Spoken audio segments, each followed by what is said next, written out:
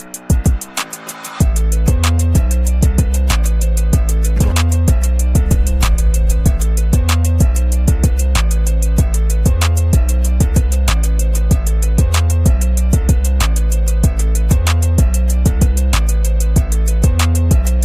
welcome to another exciting episode of the Andre The Beast Crayton Show. Another exciting show of triumph, overcoming, beast mindset. Oh, yeah. Today, a little bit of education. What kind of education? We're going to talk about the Sonia PlayStation method. Let's call it. Let me explain. Yes. Let me explain to you this story today. We're gonna start out with PlayStation, but Sony's PlayStation. Yeah. This is I like it. Sony's journey and in and out of relationships. And she's going to share with us the triumphs, the tribulations. But the funny part about this story, because she shared it with me, there's no resentment. It's more like she learned something from each one of these encounters. And she's here today to tell us a little bit about her journey in and out of relationships to help women and men to self-identify and self-help, and more importantly, to make a difference moving forward. Welcome to the show, Miss PlayStation herself, Sonia. How you doing, Sonia? I'm great, thank you. I think you just branded that. So I like it. Before we get started, you're definitely not born and raised in the USA. Tell the viewers a little bit about you before we get started. I'm originally Albanian. I came at the age of 15 and I've been here 29 years. Came from a very traditional Eastern European, family, and we still carry that today. But I feel like I have a pretty good, a mix of traditions and values between the US and Albania. So I feel like it's a good mix. It's a good balance. What is that mix? We talked pretty briefly last night about that. What are some of the difference between custom beliefs from your family's tree then coming to the United States? What are some of those beliefs and traditions? So I've still carried with me, the belief, like I believe in gender roles, which sometimes doesn't go well with the women I talk to. I am a very traditional woman. I love, the family and the focus on family, right? But I've also learned and grown on how to, be more open-minded, see also what's out there, how you can integrate things, right? And better understand, like we talked about masculine energy and feminine energy, because unfortunately in my culture and in other cultures or even in this country, right, there's misconceptions, like masculine energy is like, oh, macho and controlling, when it's actually a beautiful thing about leading and, dominance, but not violent or controlling. Same with feminine, right? There is a misconception of maybe, women are scared to give up power or they feel inferior, right? Or it's something, so scary, when in turn it's actually so beautiful and really makes the world go round, right? We need that. And that's why I started this thing, so we can realize we need each other and we need to work together and heal together and build something beautiful. So let's start this journey. You come to the United States at a young age, 15 years old. You still, your family, are they first generation here? Yeah. So they came first. My father, and then he brought us here. Yeah. How much of the traditions did they bring with them? Did they convert easily to the U.S. customs and traditions, or do they still carry those values because you was 15 years old, and did they implement those values in you? No, they're still very traditional, and I've noticed this with immigrants in general. They hold on to the traditions so dearly when they come here, right? But then when you travel back to the original country, things have changed so much. Like I see this in Albania, like nobody cares about some stuff that, we care here in the Albanian community. I've noticed with my Middle Eastern students or my Asian students, it doesn't matter. So this is when I was like, oh, wait a minute, it's good to hold on to traditions, but also, we are in a different country. We need to adapt and we need to just build upon that. It doesn't mean you lose your identity. You improve, you enhance. Now, are some of the So, traditions in Albania kind of like some of the other traditions in the Middle East where you guys have arranged marriages? Uh, Divorce is frowned upon, where you can be oxidized or, I mean, castrated pretty much out and yes. branded a certain label, and nobody wants to have. These are some of the stories that I hear. So Yeah. I don't know. Maybe And shed some light if it's myth or facts. both. It depends on which part of the country in Albania you're originally from. It depends on where you live in America. It depends on, how well, you're tied into the community. For me, originally, when it sort of clicked with me, that I live in America and I can be happy while still being a good Albanian woman, is after my divorce, where, people started to judge or talk about me, and it's like, wait, I'm still the same woman. Mm. When did this start? That's when it clicked with me that you can still be a good person, but not care to the point where, it hurts you and it alters your identity. And, you have this crisis of, what am I? Am I a good Albanian girl? Am I a good American girl now? So I'm What still is proud to be Albanian, but I don't do gossip, or I don't listen to others. define the difference between good Albanian female versus American Yeah. female? What is that difference? Um, for me, it's different from the communities or my parents, right? Or the families where, a good Albanian woman, doesn't get divorced, right? Listens. Usually, typically doesn't go outside the community, right? We marry within our culture. Um, and and I realized that it doesn't have to be true. You can still marry outside the culture. You can still carry the traditions, right? You can still, being a good woman doesn't mean that if you go out and have fun, good fun, right? Right, go out dancing with your girlfriends, do things, the stuff that wasn't frowned upon when I was younger. You can't go out by yourself, right? You can't do this. Good women don't do this. So this is why now, like you've seen, I have such a zest for life. I love going out. I love enjoying life and meeting new people and connecting with people, which was, sort of frowned upon. When I first came here, we sort of stayed very confined within our own culture. Your So, your first husband, was he Albanian? yes, absolutely. You mentioned that the culture, Yeah. his was he culturally based, that he believed that a woman should be um um put in her place, so to speak. Yeah. No, that wasn't the case. He just was very immature and didn't want to work and, be the man. So, but again, I stayed for so long because once you get married, what are people going to think? It's very much part of our culture. A lot of, immigrants have this, identity crisis. What are people going to think? So we stayed.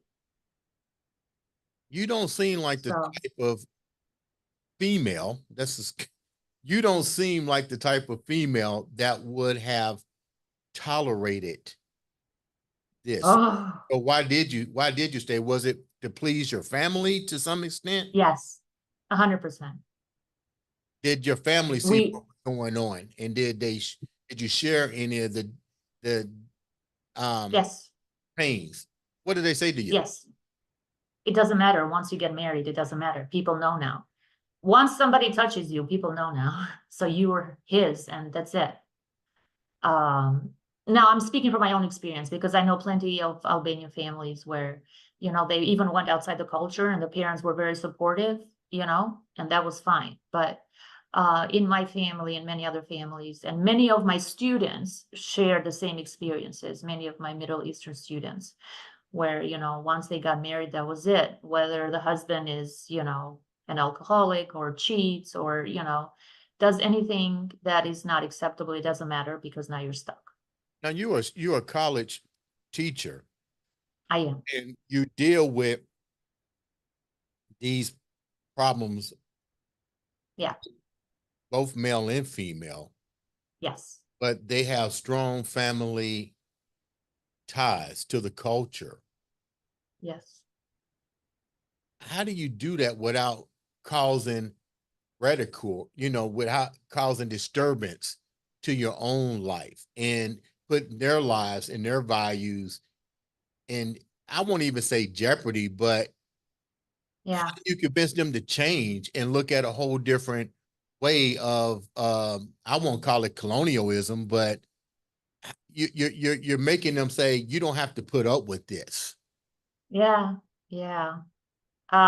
It's funny because everybody, including my students, they open up to me. I have this ability, I always have. It's like I have a healing thing, I've been told. So it's hard to be professional, right? You're there to teach.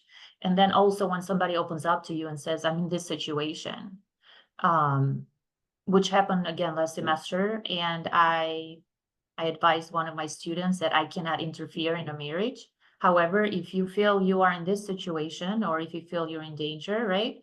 Mhm. I gave her referrals to either a religious leader or, other school psychologists or other resources we have. So I try to be professional, right? But at the same time, if somebody, right, is seeking help, absolutely, I will help.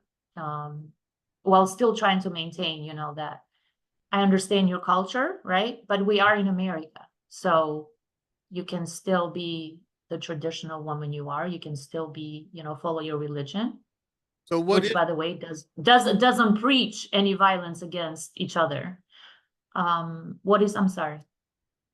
what are the advantages of being on US soil versus had you proceeded with your life abroad? Mm, for me is the financial independence, Meaning, the opportunity to be educated and be financially independent.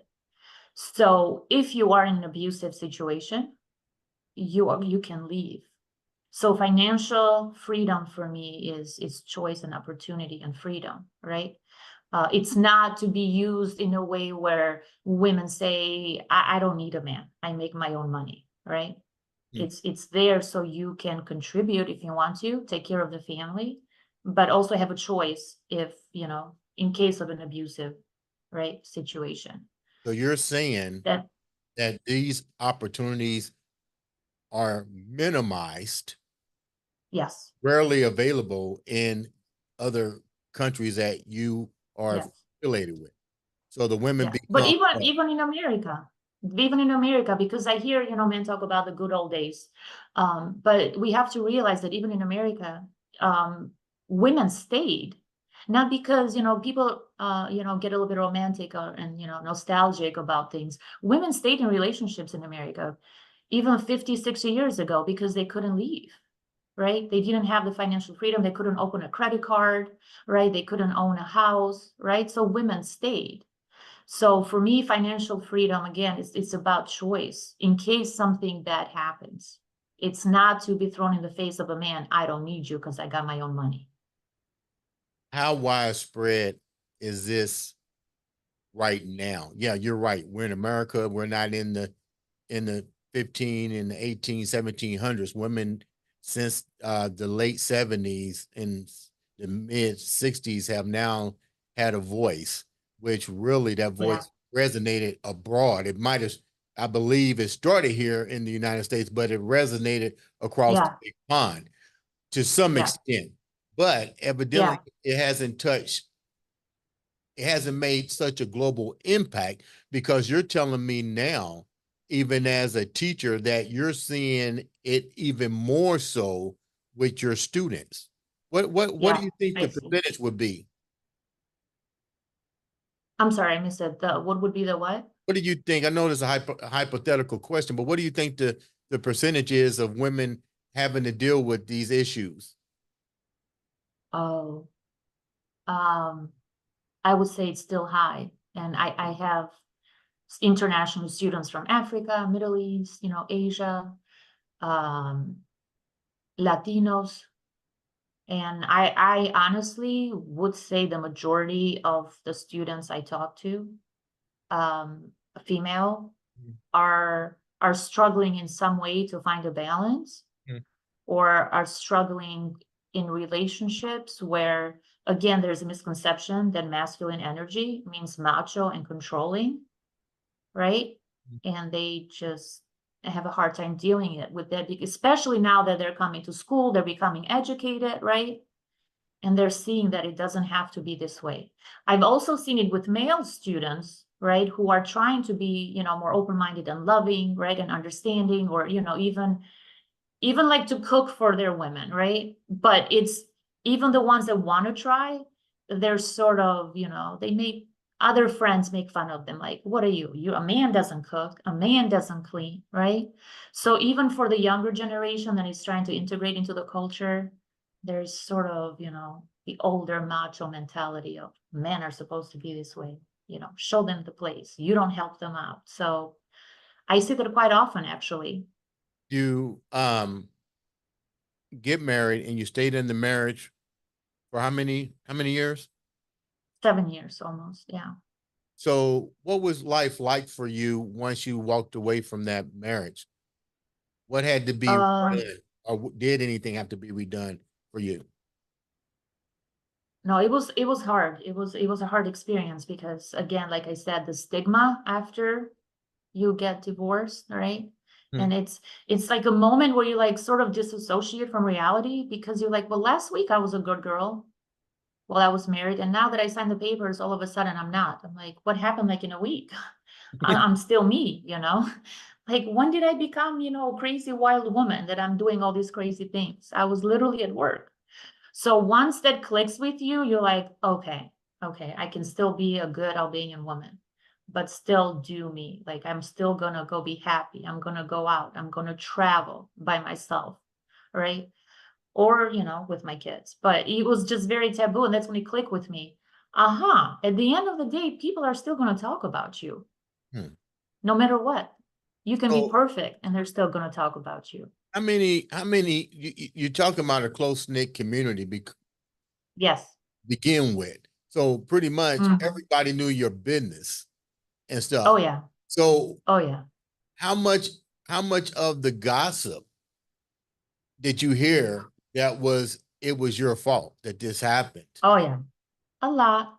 A lot. What did you take But from that? What did you take from it? so the way that I think now is so much different than the way I thought back then. Back then it was hurtful. I would cry. I'm like, but that's not me. Why would they say that? And now 20 years later, even my students laugh. They're always like, how are you always laughing and calm? I'm like, eh. They're like, how do you get to eh? I'm like, it takes practice. It takes skill to get to eh. When you let it go. It's Anya, don't take things personal. what were some of the things that they were saying to you that you knew with your first marriage that wasn't true? Because only people that can tell the story of what happened Yeah, is your husband yeah, and you. So what were some yeah, of the things that they was saying to you that you was hearing that you was like, that's crazy. None of that ever yeah. happened. No, well, it's not like they sort of knew who he was, but it's afterwards. There's this assumption that you want to be single so you can sleep around, which is obviously not true. And there's always that. Then why does she want to be single, right? So they just assume you want to do things and run around, which is insane because people don't just switch. They get divorced 2 days later and they're like, okay, now I'm crazy. So how long did it take for the healing process to get over that? Because you're still young. You have a child, right? Two girls. I mean, from the first marriage, did you have both kids Yes, from that? yes. How long, what was that recovery process time like for you for that first marriage and dealing with your kids and uh It did it he wasn't. It wasn't. 6 months later, I was in a new relationship. what was that like? Um, Wait a minute, 6 months later, so you really didn't give yourself a chance I did not. to heal. No, no. Why did you gravitate so quickly to another relationship? Because I figured if you have a man, then people, will leave you alone. And, I hate, honestly, I hate being alone. I'm not meant to be alone. I am the type of woman, and I have the type of love that I need to like be with somebody. I hate being single. It's necessary for me right now. It is so necessary to learn to be by yourself and love yourself, right? And learn how to be content with yourself. I still hate it though. But so for me, I was like 6 months later, I found somebody else, and then that was it for Oh, almost 11 years. 11 years. That's a long time. Yeah. But you wind up dissolving that. Yes. Yes. What happened on that Um, one? not a bad guy, just didn't want a family. Decided he didn't want a family, so you can't force things. And then after that is the relationship that got me started on this healing journey. That was my 3-year relationship. And that's so I don't really refer to the previous two because one, I was in my 20s, I didn't know who I was. And the second one was, How long he did it was take just for you to there. get into the third relationship? That was 6 months. How long did it take to get in this one? It was a couple of years. Yeah, it was a couple of years. And I wasn't even looking. I was like, I give up, I'm done, I'm good. Okay. And then You give yourself through the first two processes, 11 and 7, and 17 years of yeah, relationship. And then you go into yeah. the third one. Did the thought Yeah, of it was a couple of years later. I gave myself time, but I was still like, I'm good. I'm good. what you Um, gave yourself a couple years or a year? no, no, a couple of years. I was So single for a couple of years. Yeah, yeah. so you wind up in this one. This is where the journey started. Why did the journey start here? Because he sort of unlocked like the doors for me to realize who I am mentally, emotionally, physically. I was still discovering myself.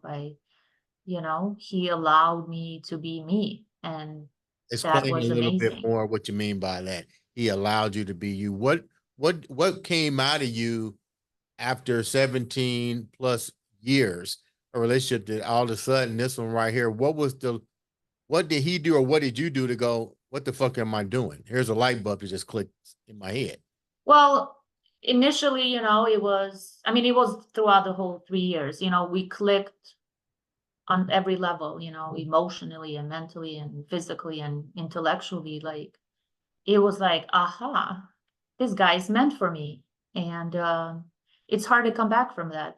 So when it ended, I had moments where I had to like relearn how to breathe. Like, I couldn't breathe at the idea of not being with him. But you know, because we had such an amazing connection. And so from there is when I started focusing. Once the tears stopped, I was like, okay, I got to start asking the right questions. Okay. I can't keep asking, why didn't he choose me? Why did he hurt me? Right? Why did he say this, but he didn't do that? So I've been focusing on, sure, he lied and he hurt me, but why did I stay? Why But did I tolerate? you said you clicked. Oh, yeah. So what was the disconnect? The disconnect was that he ruined his finances to the point where he felt emasculated, and it threw him off because he believes in gender roles and he believes he needs to be the provider and protector. Yeah, but And you got a great occupation. I mean, I didn't do. come to the forefront and say, look, we're a couple. I know you're down. Yes. I can help you. And he still And I wasn't able did. to. He I still did. rejected that offer. And how did that He make did. you feel? He received the help, and he said, "I'll get you back." And I cooked and I cleaned and I took care of him and the kids, his kids, whom I miss and love every day. Um, and eventually, though, he couldn't catch up. He just couldn't catch up, and he felt he didn't feel like man enough. And this is when, at the end of 3 years, he came over. He kissed me goodbye, said, "I love you. I'm so sorry. I don't feel like a man when I'm with you. You deserve better. You deserve the world. You're a good woman, and it's not me. I have to fix my life." So after 3 years of loving and giving, and literally we never even had a fight, not even one fight. Um, So why do you think it wasn't you then? it wasn't me because he is not used to a kind of unconditional love that I give. So once I realized that, you start detaching because you don't take things personally. Like, I know he didn't set out to destroy me and hurt me. He's not a malicious person. So what do you He think? just wasn't ready. What do you think his love language was then? Because you seem to be offering the world a pot of I gold, did. and he still decided to walk away. So I either resonate that as maybe you mentioned the word toxic women during the pre-interview. Yes. Explain that to Yes. me in as it relates to his him in general. Yes. So his experience with the women prior to me has been toxic in terms of women who used him for his money when he had money, right? Women who cheated on him, women who called the cops on him and who hit him, women who hurt him emotionally, women who withheld, right, intimacy from him. So by the time he got to me, he was like, I'm ready for a good woman. I can't do this anymore. And not only am I ready for a good woman for me, I need my children to see, right, what a good relationship is, what a healthy relationship is, what a good mom is. And I said, great, this is me. And it was great. The kids loved us together. The family loved us together. Um, he he wanted to love me. There were moments where he would just like let his guard down, and I knew I was like, yes, I'm in. I'm in. This is it. And then he would just the wall back up, right?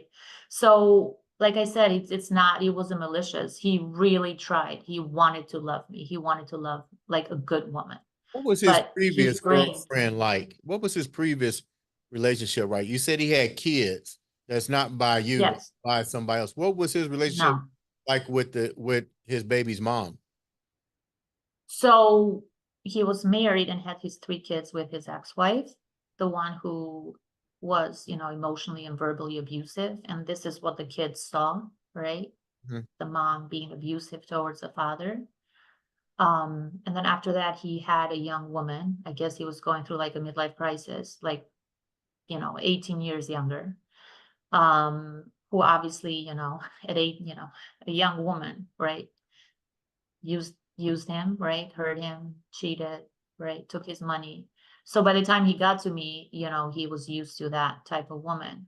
And sometimes I think about it and it makes me sad because not only did he not know what unconditional love is, but I feel sad for him because I don't think he thinks that he deserved it.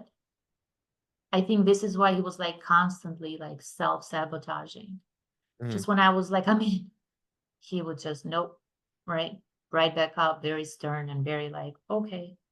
So it makes me sad when I think that. And I think a lot of relationships dissolve that way because people self-sabotage.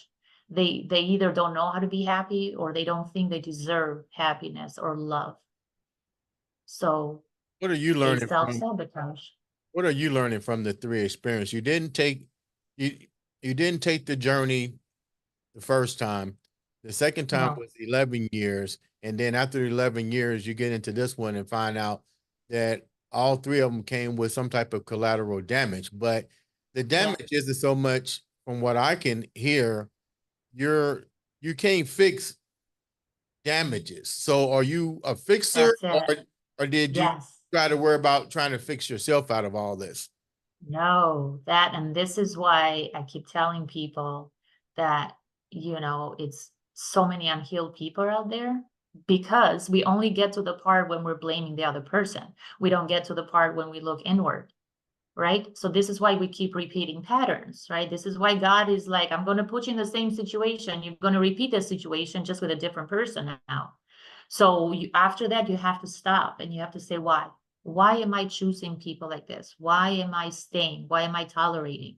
Am I not loving myself? Because we can say we love ourselves, but if we're choosing partners, right, that don't show us the love we want and deserve, then no, we don't love ourselves. We don't think we deserve this. So I stopped focusing on Let's hold why. that thought for a minute and let's go back.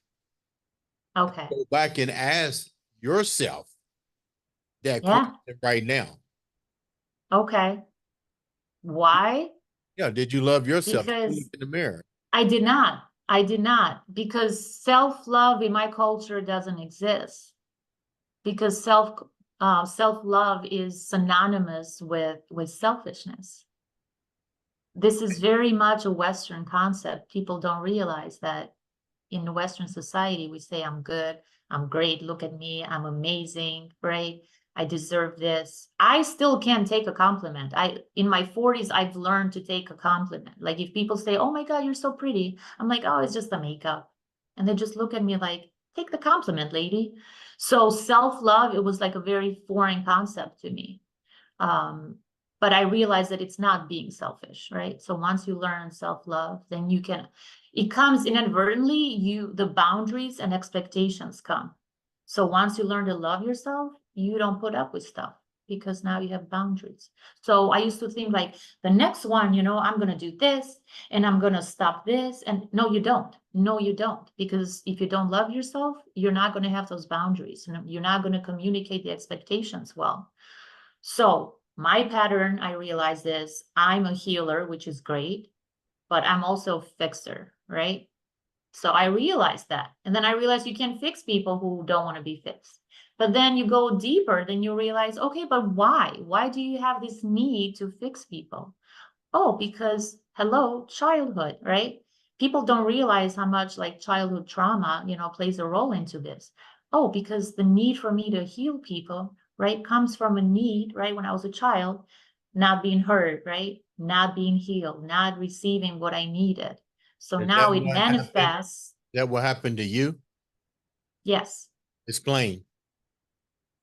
Um, my mom, whom I adore, she was basically working by herself, raising, me and my sister, while my father was um, doing his business somewhere else, not protecting and not providing. So there is a gap there that I never realized, left, right, such an impact on me. So now as an older woman, I chose men who weren't there, who weren't emotionally available, When you say your who father didn't love me. wasn't there, was your father having outside activities with other My women? father was being an Albanian man who can do whatever he wants, So he was at and home. then whatever that entails. Okay, okay. How is Yeah, with did it affect? Did the same things affect your sister? Because you mentioned your sister. she left. She moved to Europe.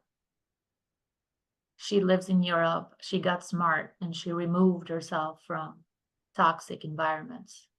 How close were So you she's with your happily dad? married.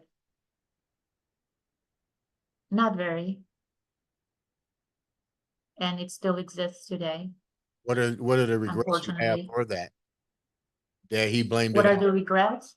Yeah, maybe because he has such strong cultural in him that he Yes. couldn't see the American ways. So, for example, my last relationship I dated was a black guy, which is usually not seen in the Albanian community. And my father had a problem with that, which blew my mind because I was like, but you're not a racist. I know you. He's like, it doesn't matter if I know I'm not a racist, but what are people going to think that my daughter is dating a black guy? That would kind of make So you to, almost borderline, if you're worrying about what people are thinking because you're dating outside of your race, you're more concerned about getting approval from yes, people. What I guess. So what transpired out of that? nothing. It's just I continue to love the guy and be with the guy while he was worried what people were going to think about. How did that So well it didn't amplify you and your dad's relationship that much because of it, if it he's did worried. not. So what about your mom? Oh no, my mom's great. She's the traditional Albanian woman. I adore her. She works very hard. I take good care of her. She helps with the kids. Take good care of her. I take care of my parents actually, as I should. It's something that I love about our culture that we don't abandon our parents, right? So I work very hard and I help them out, and I'm not resentful. I love that. That's a beautiful tradition we have. You have two children, a 20-year Yes, old and a 11 or 10-year old. 10-year-old, yeah. 10. You have such you almost like having the scale of cultural Western culture. Yes, yes, How do you what do you tell your children who sees what's going on, especially your 10-year-old, but your oldest is now yeah, 20 years old. Do you yeah. see any of the same conflicts with the 20-year-old? And then what do you tell what kind of roles and guidelines do you set for the 10-year-old? Yeah, so a lot of growing up, a lot of things in my culture were taboo. So for example, I wasn't allowed to date, obviously. And I'm so glad. I'm so glad my father was strict, right? I shouldn't have been dating at 15 anyway. So obviously I wasn't allowed to date, and I'm glad I didn't. But the way I approached it, but it was because it was very scary, and it was very authoritative. And if you touch a boy, I'll kill you. And you're like, oh my God. So I just took a different approach with my girls, and we talk about everything. I explain why they shouldn't date a boy in high school, right? Explain the risks, explain, all the things that come with dating younger and things like that. So now, did my oldest, not be, she wasn't a bad student, she wasn't a bad girl in high school because I'm such an amazing mom? I'd like to think so. Maybe I got lucky too, and she listened, right? But I approached it differently, and I said, I can't control you. I need you to know that. I need you to be good for yourself and value yourself. So if you're doing something at school I don't see, maybe I'll never know, but you'll know. So once you trust them, and you got to talk to them. You can't just be like, I'm going to kill you, right? You have to trust your kids, and you let them know, right, that they can come to you and talk to you. So this is how I changed, right? It's just about changing the approach, right? Like, you can still be traditional, you can still be a good woman, right? But understand why you need to do that, not because you fear your father, right? Mm. This is why. So I try to find a good balance and a good compromise of being more open, being more loving, being more open-minded. I travel with my kids. I take them all over. I need them to be well-rounded, understand how the outside world works, right? Because sometimes people live in a bubble, especially in like immigrant communities, right? And they don't know what's going out there. So my kids are, they travel, they see the world. Sony, what's the we live in an age of digital blueprint and social media. Yeah, And my hat's off to you. Thank you for coming on the show and taking thank us you. through Sony PlayStation's journey. Um, Yes. but why the need to voice your journey on social media? What should be the message that you're delivering through your social media? Yeah.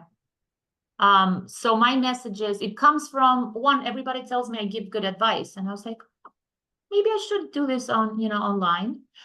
Two, it's my own journey of meeting people after my relationship. And I have moments where I'm like, is everybody crazy? Has everybody lost their mind? And I'm like, no, no, this can't be it. Let's just look into, why people are the way they are. Because I meet, women who are like, I don't need a man, which blows my mind. No, no, we will literally die without man. No, no. And then I met men who, sleep around and then trash women. I'm like, but no, we're not doing that either, right? So I see all these different scenarios, but I've realized it's just hurt people. They haven't done the work. It's women who were the good girls and got hurt, and they're ending up here, having hot girl summer, right? And it's men that I meet who are like, why should I pay for you? And I'm like, because God said so. Who am I to mess with God? But then once you remove yourself, you're like, maybe he was the good guy. Maybe he was the good guy that protected and provided, and he got hurt. So I wanted to start this just so I can tell people, no, no, we're not fighting against each other. We're in this together. We need each other. Let's love each other. We have to do the work and heal before we go out there and start dating again. But at the end of the day, we very much need each other. So this is it. So I make videos when I talk about men. I make videos when I talk about women. It's about calling out men and women. So I don't trash a gender. I don't think, that we need to do that. I don't agree with trashing an ex, right? Use it as a lesson. And I just give tips on what helped me, right? Get out of the hurt and the crying and what led to the healing. And even moments now, I'm like, I'm grateful. I am so grateful. And people are like, how can you be grateful? You were broken. I'm grateful because it pushed me to become the woman I am today. It led me to this.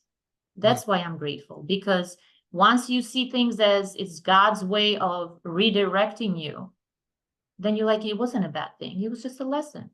I'm What are just moving here now. what are three of the things that you took away from this, from your journey, and what are three things that you can tell both men and women through the road of recovery based on Yeah. your journey? Well, number one, self-love, which again was so foreign to me. But when you have self-love, leads to self-trust. So now you can trust yourself that you're going to be okay and you can do this, right? So, and that leads to accountability, which is why people are messed up out there. Because again, they look at what he did to me, what she did to me, but they're not accountable for staying, tolerating, choosing their own partner. So self-love, right? And those boundaries, expectations, and trusting yourself. And you have to look inward. You have to. Otherwise, you will never heal. So those are the three things that I took from this experience. And even gratitude, which is so crazy to say, but I am grateful. It Wow. shaped me, right? I know, it just shaped me to who I am today. And I've always been like positive and loving and sweet, and I connect with everybody. Like everybody's always drawn to me. But you can be drawn to people and you love helping people and healing people, but you cannot let it drain you. This is what I did. Over sacrificing, over giving, right? So be a healer. It's an amazing thing to be, but Before we love wrap up, yourself too. you said over giving and all that. Um, tell me a little bit about that. What do you mean? So for it in my culture, love is sacrifice. So you go out of the way, right? You give emotionally, you give financially, you do whatever you got to do. Somebody needs you, right? Your partner needs you. You go out of your way, even if it, drains you emotionally, even if physically, right? You're up at you can be sick. It doesn't matter. You got to get up and, make dinner for your husband. You give everything you have until it drains you emotionally, financially, mentally, physically, financially. You just give. So that's where I was like, okay, you can give as you should, as you should. I love that. We are givers and we are generous, but there are limits. There are limits. You can't sacrifice yourself. You can't love somebody well if you don't love yourself well. You know, You have those aha moments. such a beautiful story of self analysis. Is what I would call it. Yes, I'm I glad do think. you shared it. How can the viewers follow your journey? So I created a TikTok called Soni's Reflections, Sonis, Soni's Reflections. And I just post videos about, again, my journey or, healing tips or, calling out men and women on what we're doing wrong. But also I end in a positive note that, hey, it's okay. We can do this. Well, we have to understand each other. And that's the approach, because I feel like a lot of influencers I see online, they attack the other gender. And it's not about that. It's understanding, how do we get here? What do you want to see at the end of your rainbow? This is your journey. And what do you manifest happening for Soni at the end of this Yeah. journey? I want to be so happy and content by myself and become the best version of me, right? I'm focusing on being the best version of me. So when I'm content that way, I will attract I'm looking for the male version of Soni. And some people are like, nah, it doesn't exist. I'm like, no, man, it's a binary system. It does exist. If Soni exists, the male version of me exists. The real masculine, right, dominant alpha male who knows how to provide and protect. So I can be in my feminine energy. People don't realize we have the urge to just go into our man's arms and switch off our brain and just know everything's going to be okay. Don't listen to the women who I don't need no man. They need that more than anybody. Trust me, we have the urge. So that's the guy I want, the male version of me. You've already put it out there in the universe. I'm pretty sure it's going to manifest itself into existence. Thank you so much for taking the time to come on the show and share such a beautiful story of that beast mindset and manifesting nothing but positivity. Ladies and gentlemen, this has been another, and I do mean another, exciting episode of the Andre the Beast Thank you. Crayton Show.